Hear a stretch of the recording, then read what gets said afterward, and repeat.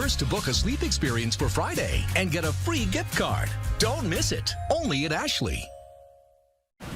The Junior Achievement of Greater Tyler held their annual Hall of Fame dinner, which is their biggest fundraiser of the year, to help children and young adults how the economy works. Every year, the Junior Achievement honors a business leader every year for their contributions to ethics, business, and to help further students' education.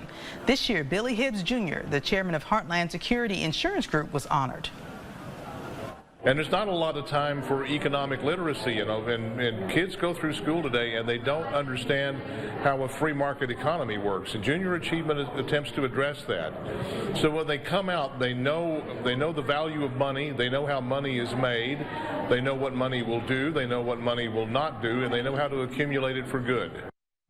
Junior Achievement of Greater Tyler area's goal is to provide business role models, basic business skills, and financial literacy to underserved students in Tyler.